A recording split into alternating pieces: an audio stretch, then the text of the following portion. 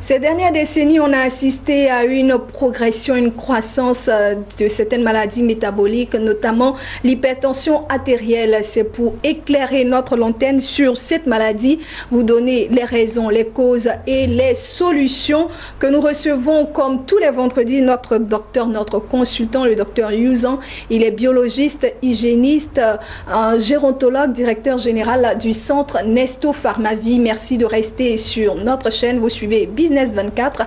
Je suis Irène Bailly et à tout de suite.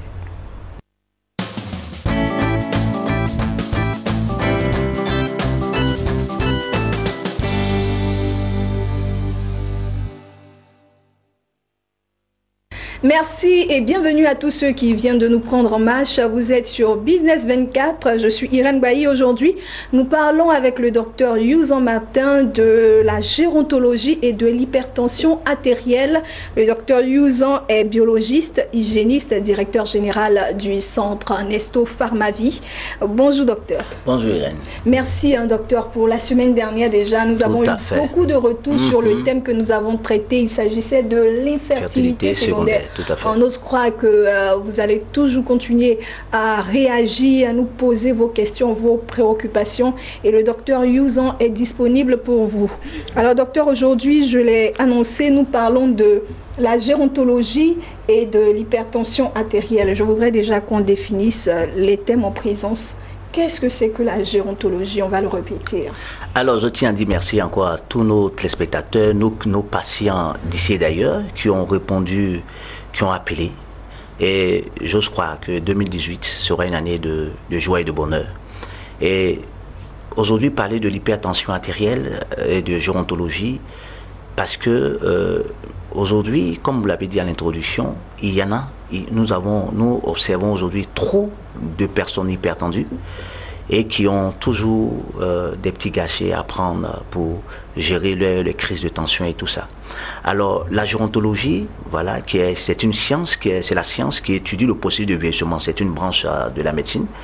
Et la partie de la médecine qui s'occupe des personnes âgées, on appelle ça la gériatrie. Donc celui qui est spécialiste, c'est-à-dire le médecin pratiquant qui s'occupe des personnes âgées, est appelé le gériatre. Donc la gérontologie ici, c'est la science qui s'occupe, qui étudie le pourquoi de tel organe qui est en train de vieillir et tout ça. Voilà. Et c'est quoi l'hypertension artérielle dans ce cas? Alors ici, l'hypertension artérielle est une maladie. Elle fait partie des maladies métaboliques. C'est une maladie qui agit sur la pression du sang, c'est-à-dire l'excès de sang, l'excès de la pression du sang au niveau des artères. Donc cette poussée de cette microcirculation excessive peut aller jusqu'à créer d'autres dommages au niveau du cœur, au niveau des vaisseaux sanguins et tout ça. Donc c'est cette mauvaise circulation sanguine de manière assez vive qui est connue aujourd'hui, qu'on appelle l'hypertension, la tension artérielle, donc l'hypertension artérielle. Docteur, quand vous décidez aujourd'hui qu'on parle de la gérontologie et de l'hypertension artérielle, est-ce que ça voudrait dire que l'hypertension artérielle est liée à la vieillesse? Oui, l'hypertension aussi est liée à la vieillesse, mais ce n'est pas seulement le seul facteur. Voilà. Parce qu'on peut être jeune aussi et puis avoir l'hypertension artérielle. Aujourd'hui, vous savez, la tension artérielle aujourd'hui, l'hypertension artérielle aujourd'hui, on les voit un peu dans toutes nos sociétés. Au niveau des, vous savez aussi, il y a les jeunes à partir de 30 ans, les jeunes travailleurs, voilà, qui viennent de prendre, qui ont eu la grâce aujourd'hui d'avoir un emploi, aujourd'hui dans leur milieu assez stressant et tout ça. Beaucoup ont l'hypertension artérielle parce que le travail, il y a beaucoup plus de pression. Il y a ça aussi comme un facteur. Il y a aussi le problème aussi de la mauvaise alimentation. La mauvaise alimentation qui est un facteur qui est aujourd'hui à 70%, surtout chez nous ici en Afrique, parce que nous mangeons très mal et nous mangeons des heures tardives. Voilà. Il y a le problème aussi de sédentarité, donc le manque d'activité sportive aussi peut aussi déboucher sur les cas de montée de tension. D'obésité, voilà. Donc les personnes qui se laissent un peu, dès qu'ils travaillent, donc ils se laissent un peu aller, il n'est plus en train de faire un peu trop de sport, puis toujours en voiture, vous avez, il ne fait plus de sport. Il est assis dans sa voiture, il rentre au bureau, il est assis. Comprenez, donc, il y a un problème de circulation sanguine. Voilà aussi des facteurs qui peuvent aussi déboucher sur l'hypertension. Et puis, comme je l'ai dit, c'est héréditaire. Lorsque vous avez dans votre famille des parents qui sont hypertendus, c'est fort possible que les enfants puissent aussi avoir l'hypertension artérielle. Très bien. Docteur, vous avez parlé des jeunes qui peuvent développer l'hypertension artérielle. Vous avez parlé du stress au travail, par exemple. Tout à fait. Et vous avez également énuméré le lien d'hérédité.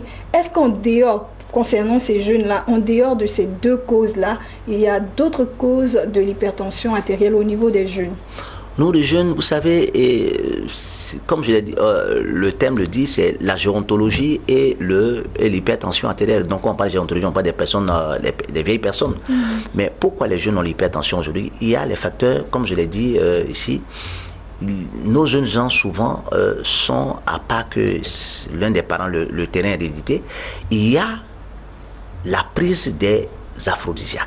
Dans ces derniers moments, des jeunes gens, nos jeunes frères aujourd'hui aiment trop les produits aphrodisiaques. Vous les voyez dans tous les coins des rues. Il y a des gammes de produits chinois, cette forme de chinoiserie qui existe aujourd'hui dans tous les points de Carrefour. Je pense que le ministère de la Santé est en train de se battre aujourd'hui pour qu'on puisse retirer ces produits-là, ces produits des rues-là, parce que nos enfants sont exposés. Vous savez, aujourd'hui, les enfants, les jeunes gens de 17 ans, 18 ans, vous comprenez, ça donne à ces médicaments-là. Parce que ils veulent faire comme les grands, parce qu'ils ont l'internet, ils ont l'accès à des sites pornographiques, donc ils ont envie de découvrir ça très tôt. Donc ils vont prendre ces produits-là pour avoir une bonne érection, alors qu'ils n'ont pas de problème avec ça.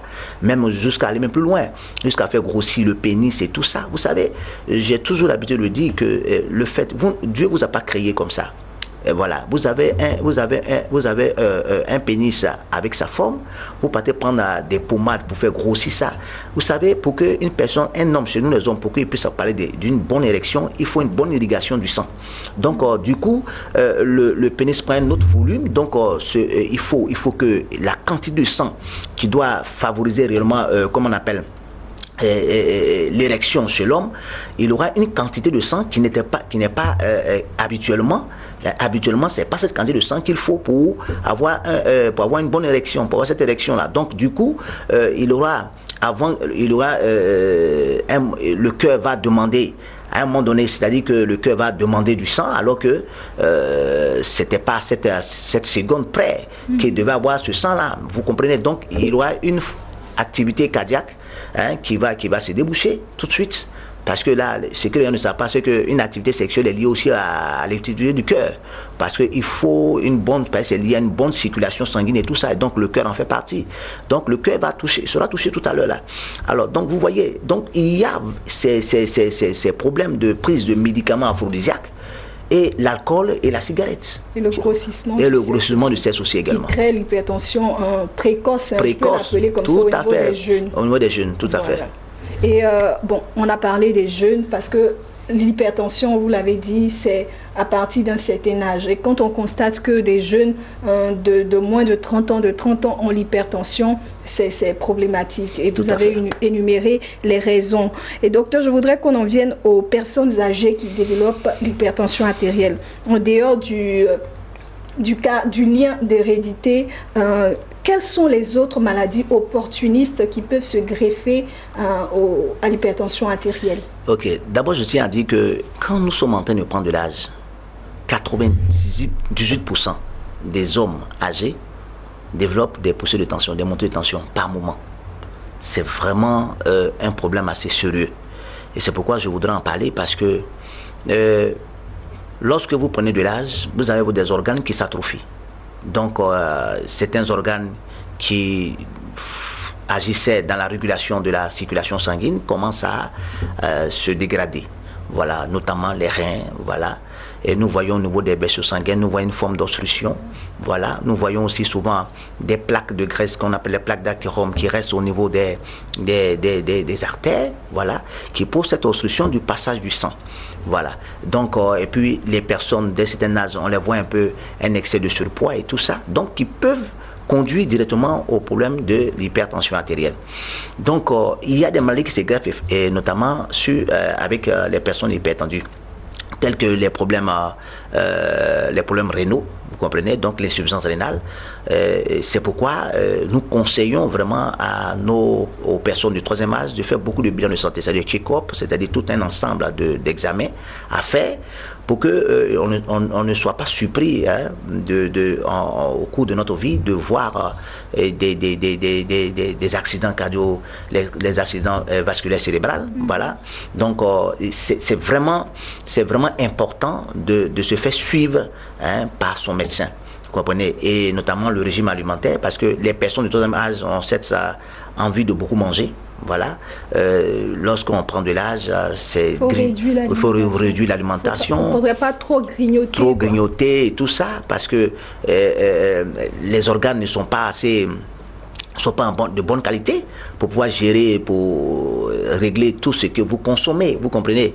Donc il y a tous ces dépôts-là qui restent dans l'organisme et malheureusement qui sont à la base des problèmes de maladie, vous comprenez? Donc les personnes âgées ici peuvent développer aussi bien comme on appelle la tension artérielle, l'insuffisance rénale et ensuite les problèmes, les maladies cardiovasculaires. Voilà, on peut observer ici le cœur qui commence à prendre plus de volume. Voilà, le cœur prend plus de volume parce que la quantité d'oxygène est un peu trop rapide. Hein, le cœur absorbe un peu trop de l'oxygène, vous comprenez? Donc il a du mal à bien réguler cette quantité d'oxygène et tout ça. Lorsque vous partez à la retraite, lorsque vous n'avez pas pris des mesures de prévention, voilà, vous rentrez en plein pied après la retraite, vous comprenez, dans la prise excessive des médicaments. Donc il faut aller chez tel spécialiste, l'homme, et puis il faut protéger sa maison, les enfants. Donc c'est des personnes qui sont, surtout les hommes, qui sont beaucoup plus touchés. Voilà. Et deuxièmement, vous avez les femmes. Les femmes bien en second plan parce que la femme ici, on les voit aussi dans les foyers, il y a beaucoup plus de veufs que de veufs, vous comprenez? Donc les veuves, il y en a tellement, aujourd'hui. Quand vous regardez les statistiques sur 2 personnes retraitées, monsieur et madame, c'est monsieur qui part en premier lieu. Vous comprenez? Mais moi, je suis en train de dire que non, c'est pas normal. C'est pas normal parce que il faut être coaché. Il y a des mesures d'accompagnement pour pouvoir prévenir. J'ai des familles aujourd'hui où monsieur a 86 ans, la femme a 83 ans, mais ils vivent bien. Ils se sentent bien. Mais le problème, c'est parce que nous n'avons pas pris la peine de pouvoir prévenir les maux. Quand vous avez, nous dans notre jargon, nous appelons ça le PTE, le programme, la prévention, le traitement et l'entretien. Vous comprenez? Donc la prévention, on vous suit déjà quand vous êtes en train de partir vers la phase dans la phase de vieillissement. La phase terminale. Phase terminale, c'est-à-dire vous commencez à entrer dans plein pied dans le vieillissement. Donc c'est après de 50 ans. Bon, après les 50 ans, nous sommes toujours en fonction, mais il y a des traitements spécifiques, il y a des attitudes qu'il faut conseiller à ces personnes-là pour que quand ils rentrent en plein pied dans le vieillissement, ils n'ont pas de problème de santé. Voilà. Ils peuvent évoluer jusqu'à 90 ans, être en bonne santé, plus besoin d'aller tourner. Vous savez, les personnes âgées, les personnes du troisième âge, ils connaissent tous les médecins, toutes les spécialités. Ils vont chez le neurologue, chez le néphrologue, chez l'ophtalmologue, alors que c'est un problème seulement de dégénérescence de ces tissus. Alors nous ici, en tant que gérontologue, nous prévenons tous ces maux pour éviter que la période où il doit jouir réellement de tous ces efforts durant sa période en fonction, où il doit se permettre maintenant d'aller se balader, vous comprenez, Irène, prendre du bon temps avec sa femme, à la plage, on a une caniche qui nous accompagne, est-ce que vous comprenez? Mais il se semble que dès qu'ils finissent de travailler, ce sont les médicaments qu'ils ont comme dans les bagages. Beaucoup de médicaments. Et c'est des choses qui peuvent les conduire rapidement dans la tombe. Parce que l'organisme s'est atrophié, il ne fonctionne plus bien. Et la prise excessive, surtout les médicaments de l'hypertension artérielle, sont des médicaments qu'on on les prend à vie. On les prend presque à vie. Donc on n'en guérit pas. Oh, je dis toujours qu'il n'y a pas une maladie qui ne se guérit pas. Et je dis bien. Docteur Youzan, je suis mes patients, mais je vous dis que j'ai des patients qui ne sont plus hypertendus, qui ne prennent plus de médicaments. Et je le dis, c'est pas, je pèse bien mes mots. Vous savez, dans notre milieu, il y a l'Institut de cardiologie qui a déclaré une personne hypertendue guérie. Vous comprenez, tu ne prends plus ces médicaments. On donne les médicaments dans le but de pouvoir aider l'organisme qui est défaillant. Mais lorsque l'organisme commence à rajeunir, lorsque c'est lié directement au processus de vieillissement, nous donnons des traitements pour rajeunir la personne qui est vieillissante. Alors, les reins commencent à bien fonctionner, le sang commence à circuler convenablement, le sport, un régime alimentaire et autres. Pour finir, c'est fini. On n'est plus hypertendu. Seulement que il y a des facteurs tels que le stress qui peut faire souvent des montées, mais ce n'est plus, vous avez des montées du matin jusqu'à quelques heures après, la tension commence à devenir normale. Ça, vous comprenez, on ne parle pas là d'une maladie en tant que telle. Vous comprenez? Parce que lorsque la personne devient pharmacodépendante des médicaments, en ce moment, la personne ne peut plus rien faire sans ces médicaments. Et ça, je pense que c'est la chose la plus grave. Parce que l'être humain, l'organisme, le corps humain, ce n'est pas des aliments que la personne consomme toute sa vie. Ces médicaments-là, ce n'est pas des aliments. Mais c'est plutôt des médicaments d'origine chimique que l'organisme ne pourra pas supporter jusqu'à un certain moment. C'est là on observe souvent les problèmes des problèmes d'œdème, les pieds, parce que les reins sont touchés. Donc, vous comprenez, donc il faut aller chez le néphrologue et tout ça. Donc, nous, en tant que gérontologue, nous prévenons tout ça pour éviter que le mal passe. Il est déjà fatigué, ce corps-là. Et aller encore chez le néphrologue pour lui faire encore un problème de dialyse et tout ça, vous comprenez que la personne ne vit plus longtemps. Alors que nous avons besoin de ces personnes âgées pour vivre beaucoup plus longtemps, parce que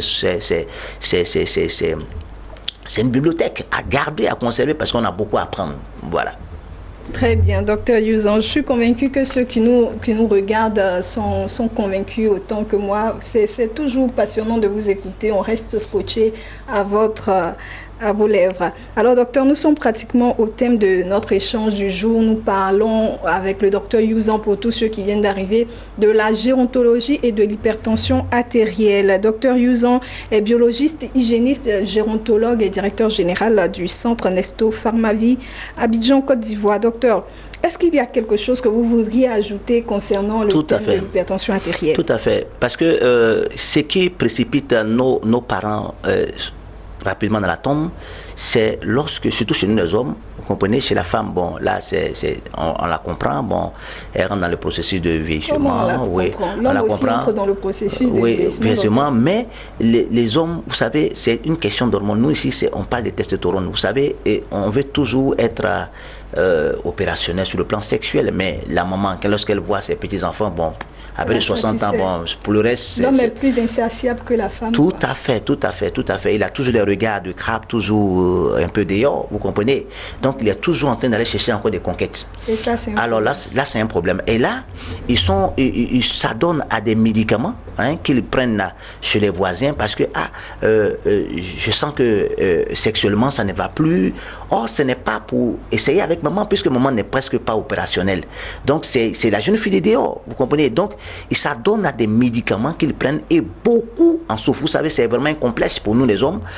C'est un complexe lorsque on observe que sexuellement, ça ne va pas. On commence à en parler.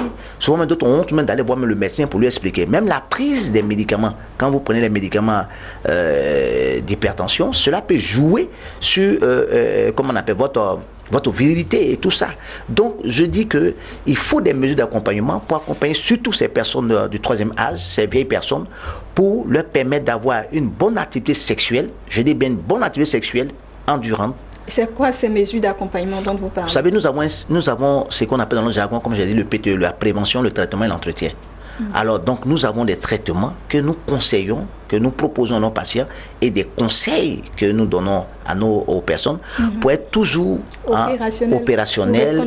Voilà, ne pas prendre des médicaments aphrodisiaques un peu partout, de maladies et tout ça, mais naturellement avoir une vie sexuelle épanouie et efficace. Merci, docteur Youzan. Vous comprenez bien que le docteur ne va pas tout étaler ici. Si vous voulez avoir une vie sexuelle en tant que personne hyper tendue, vous voulez avoir une activité sexuelle intense, normale, régulière, pour reprendre les thèmes du docteur Youzan. C'est quel thème déjà là? La gérontologie et l'hypertension artérielle. Ok, bon, pour reprendre les thèmes du docteur Youzan, être efficace appeler le docteur Yuzan sur les numéros qui s'affichent au bas de votre écran et va nous les rappeler maintenant. Alors, pour toutes ces personnes qui veulent contacter Dr Yuzan, vous appelez le 21 30 25 47 pour la ville de Grand Bassam.